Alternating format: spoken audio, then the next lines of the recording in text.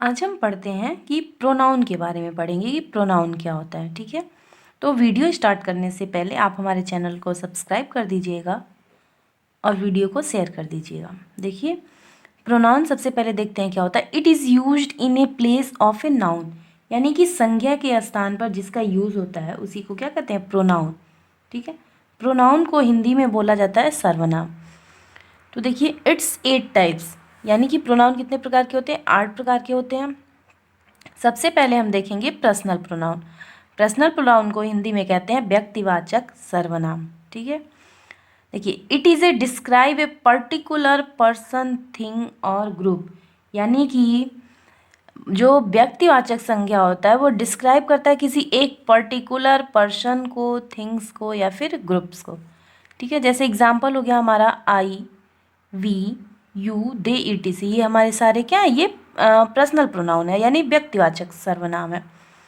Example देख लेते हैं। पहले इसमें देखते हैं कि ये पर्सनल प्रोनाउन जो होते हैं वो 3 प्रकार के होते हैं, first person, second person and third person, यानी कि इसे कहते हैं उत्तम पुरुष, मध्यम पुरुष, अन्य पुरुष। ठीक है, तो देखिए, फर्स्ट पर्सन उसे कहते हैं जो व्यक्ति खुद बोलता है, यानी स्वयं के लिए, जैसे आई, वी, ये फर्स्ट पर्सन हो गया।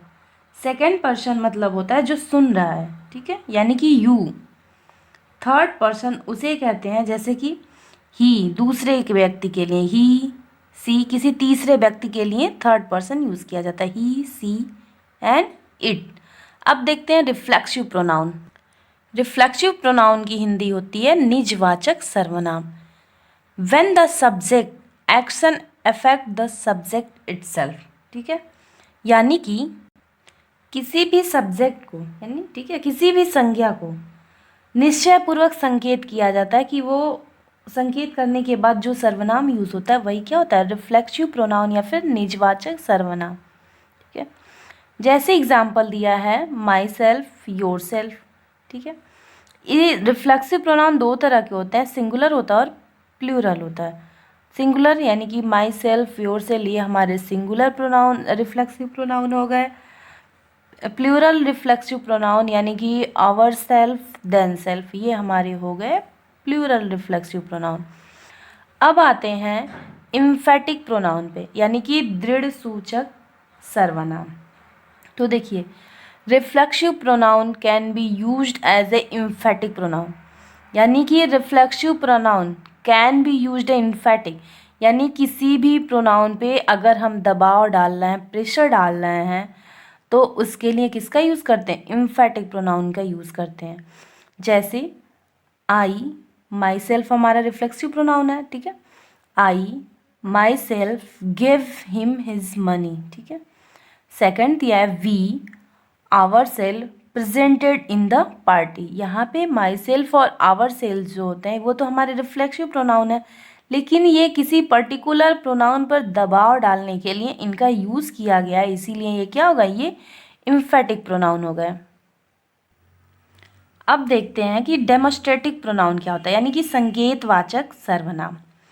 तो देखिए, ऐसे प्रोनाउन जिनका प्रयोग किसी नाउन की ओर संकेत करने के लिए किया जाता है उसी को क्या कहते हैं, संकेतवाचक सर्वनाम। जैसे दिस, दैट, देयर, दोज, दे। ठीक है, जैसे this is a small village, यानी ये दिस एक विलेज की ओर क्या कर रहा है, संकेत कर रहा है। दीज आर गुड प्लेयर्स, वे अच्छे खिलाड़ी हैं। नेक्स्ट देखते हैं हम इसमें कि डिस्ट्रीब्यूटिव प्रोनाउन क्या होते हैं, यानी कि विभाजनवाचक सर्वनाम, यानी किसी चीज को बांटना। It's consider member of A group separately. ठीक है, जैसे कि डिस्ट्रीब्यूटिव यानी कि क्या दिया है, विभाजनवाचक, यानी बांटना, अलग अलग करना कह सकते हैं। जैसे ईच गर्ल्स डांस ब्यूटीफुल, प्रत्येक लड़की जो है बहुत सुंदर डांस कर रही है। Neither answer is correct. ठीक है, तो यहाँ पे हमारा ईच और नाइदर दोनों क्या है, डिस्ट्रीब्यूटिव प्रोनाउन है, यानी कि विभाजनवाचक सर्वनाम है। नेक्स्ट देखते हैं इंट्रोगेटिव प्रोनाउन, यानी कि प्रश्नवाचक सर्वनाम।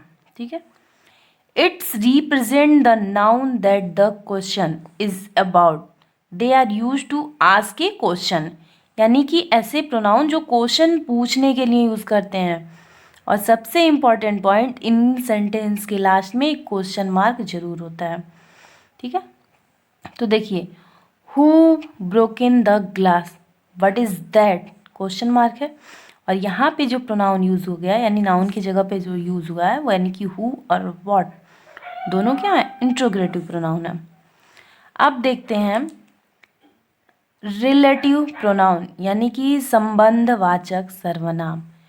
It is use to start the description of noun. ठीक है, यानी ऐसे प्रोनाउन जो दोनों में जैसे कि संबंध बनाने के लिए, it is use to start the description of a noun use करते हैं। ठीक है, जैसे all that glitters is not gold, यानी सारे ग्लिटर्स गोल्ड नहीं होते हैं। I know the girl who lives here, हमें पता है यहाँ कौन सी लड़की रहती है। यानी कि दैट और हु यहाँ पे क्या है, संबंधवाचक सर्वनाम, यानी दोनों संबंध बना रहे हैं, रिलेटिव प्रोनाउन है।